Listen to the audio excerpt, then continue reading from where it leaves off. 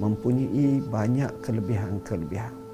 Bahkan Al-Imam Al-Ghazali dalam kitabnya Minhaj Al-Abidin menyenaraikan takwa ini kepada lebih 40 daripada kebaikan, kelebihan hasil daripada seseorang itu bertakwa.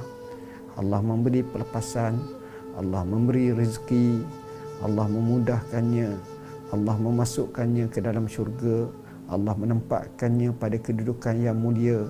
Ini hasil takwa. Jadi jangan lupa untuk kita doakan agar kita beroleh takwa. Allahumma ati nafsi taqwaha wa zakkiha anta khairu man zakkaha anta waliyuha wa maulaha. Kenapa takwa? Kerana seseorang yang bertakwa, perjalanan sebagai kehambaannya itu dapat dilaksanakan dengan sebaiknya.